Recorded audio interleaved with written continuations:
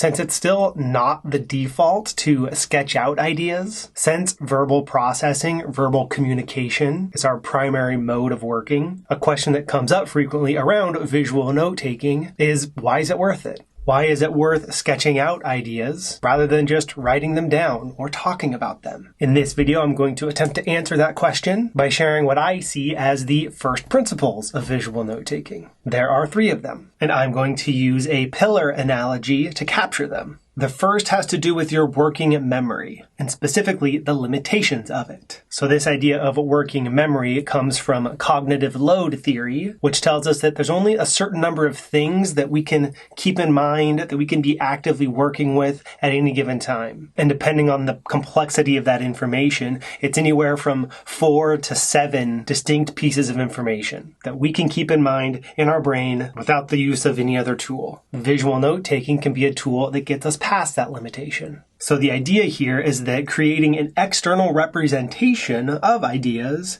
extends your brain's capacities. So if you've ever found it helpful to jot individual ideas down on sticky notes or index cards, place them on the desk in front of you, move them around to help understand how those ideas are connected to each other, what you're doing here is overcoming the limitations of your working memory by creating these artifacts that your brain doesn't have to remember each of these, but instead can focus on maybe manipulating them to figure out how they're related to each other and what you want to do about it. And that's true even if you're not physically moving ideas around, but maybe capturing them all on one page. These marks give you a reference that helps you to work with more complex ideas without losing sense of the big picture. So if you ever find yourself in a conversation where you're continually running in circles, part of the reason is likely because you and whoever you're chatting with, you're relying on your working memory to keep track of what's going on. If you start to jot things down that you both can look at, that's likely a step that will help you move forward with whatever it is you're discussing. So this idea here of the limitations of your working memory supports note-taking in general, whether or not it's visual. The next 2 pillars will speak specifically to the visual nature of sketchnoting. The middle pillar here is dual coding theory. The dual refers to the combination of words and visuals, and how that combination boosts your brain's processing power and supports retention. So let's imagine the sketched image of an apple and then the word nutrition. That image of an apple is going to trigger a particular set of neurons in your brain. Neurons related to your past experiences with apples, the degree to which you enjoy eating them, maybe the thought of a full apple tree or orchard, or a memory of you going with your family to a U-pick farm when you were 8 years old. Similarly, the word nutrition will also trigger a neural network within your brain. Maybe you'll think about what you had for breakfast, maybe a New Year's resolution that you stuck to or didn't, and likely some specific foods that you consider to fit into this category of nutritional. And perhaps that's where you'll start to see some overlap in these networks. And what this overly simplified model is designed to represent here is this link that is inherent in our brain because of the fact that we're visual creatures, and how the inclusion of these 2 types of ways of thinking have 2 positive impacts. It boosts our overall processing power because we're tapping into a larger portion of our neural network, and it supports retention because of the perhaps new links that we make when we merge these 2 things together. We're encoding new information in a deeper way when we include words, these are words, and visuals. So what I really appreciate about these implications of dual coding theory are the benefits of visual note-taking in the moment from that processing power perspective, but then the benefits after the fact because of the ways that this combination supports the retention of new ideas. So that's dual coding. Let's now look at the third pillar, which is the idea of embodied cognition. This theory approaches the entire working of our brain from the perspective that it exists not in this isolated place, but embodied through the physical nature of our being. It's the opposite of a dualist approach, which kind of tries to just split entirely the cognitive functions, your brain, and your body. Embodied cognition approaches it from a very integrated perspective, and how the very working of our brain arises from the physical experiences that we have in the world through our body. As it relates to visual note-taking, it's the making of marks by hand that engages the body alongside the mind.